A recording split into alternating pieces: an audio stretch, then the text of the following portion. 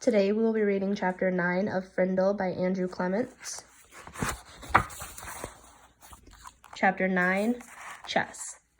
Mrs. Margaret Chatham had been principal of Lincoln Elementary School for 18 years. She knew Mr. and Mrs. Allen because they had all served together on the building committee when the old Lincoln School was torn down and the new one was built 6 years ago. When she telephoned the afternoon of October 1st to set up the meeting, Mrs. Chatham had asked Nick to be there too. It was 6:30 when she knocked, and Nick opened the door. "Good evening, Nick," she said. No smile. "Hi, Mrs. Chatham," said Nick, backing away as she filled the doorway. She was a large person, as tall as Nick's dad, with wide shoulders. Nick guessed she would play linebacker on a football team, because that's what his dad had played in college. "Hello, Mr. and Mrs. Allen," she said, stepping into the living room. She was wearing a long black raincoat with a red silk scarf tied loosely around her neck. She kept her coat on, but took off the scarf and tucked it into her pocket. She shook hands stiffly with both of Nick's parents before sitting down on the chair to the left of the couch. Nick's mom and dad sat on the couch, and Nick sat on the rocking chair that faced Mrs. Chatham across the low coffee table. "This is not an easy visit for me. We are having some trouble at school, and it appears that Nick is in the middle of it." Then, while Nick's parents listened, Mrs. Chatham laid out the story as she saw it. Nick encouraging the other kids to use his new word, Mrs. Granger forbidding it, the ruined 5th grade class picture, hundreds of kids staying after school, and a general feeling that there was a rebellion at school with no one respecting the rules anymore. Nick watched his mom and dad while Mrs. Chatham talked, looking from one face to another.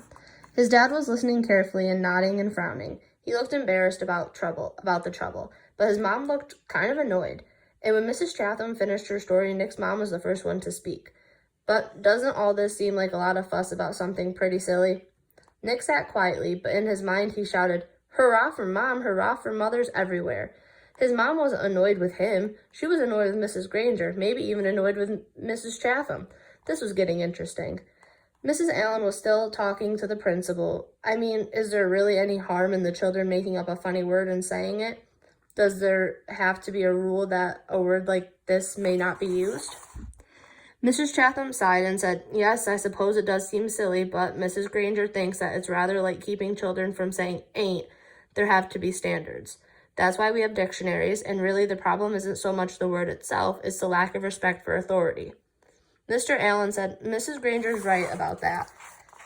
There have to be standards. We can't have kids walking around saying ain't, can we?"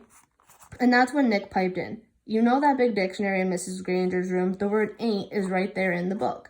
I looked it up, and there it was. I don't see why I can't use a word if it's in the dictionary."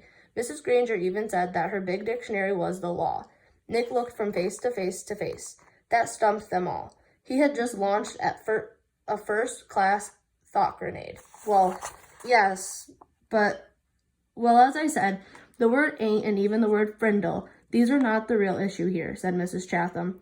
Mrs. Allen said, "Well, I think the real issue is Mrs. Granger's reaction to a harmless little experiment with language. It's an overreaction. Don't you think so, Tom?" And Mrs. Allen looked at her husband. It was Mr. Allen's turn to look from face to face to face. He was lost. "Yes, well, sure, I guess so. I mean, it's not like anybody's been hurt. It's not like vandalism or stealing or something like that." His sentence trailed off and he rubbed his chin and he stared thoughtfully through the window on the wall behind Mrs. Chatham. And when the three grown-ups sat there in an uncomfortable moment of silence, Nick had a sudden vision of what was really going on here. It was a chess game. Nick against Mrs. Granger. Mrs. Granger had just tried to end the game by using her queen, Mrs. Chatham, in her black raincoat, the Black Queen. Nick didn't know it until the attack was underway, but he had a powerful defender of his own. Good old Mom, the White Queen. And the game was not over. It would go on until there was a winner and a loser. Mrs. Chatham didn't stay much longer. There was a little more talk back and forth across the chessboard about how children have a right to explore new ideas, about the importance of respecting teachers and the work they do, about everybody needing to keep up standards and make school a safe place to learn. Then Mr. Allen offered Mrs. Chatham some coffee and banana bread, but she said, "No thanks, I really must be going now." She thanked Nick's parents, and they thanked her. Nick opened the door and said, "Good night, Mrs. Chatham."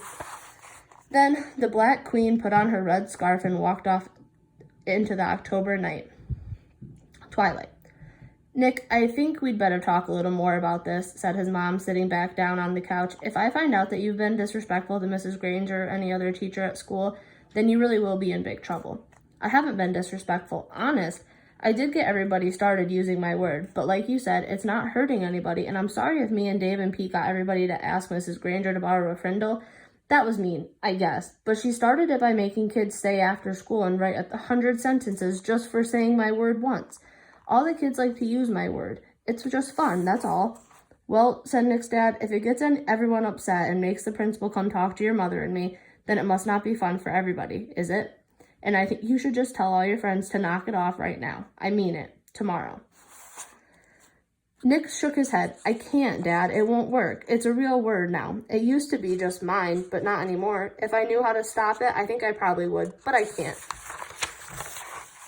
And Nick looked at both of their faces to see if that idea was sinking in. It was. Like I said, I won't be disrespectful, but I do like my word, and I guess now we're just going to have to see what happens. And the chessmen, Nick's king and queen, had to agree. The game would go on.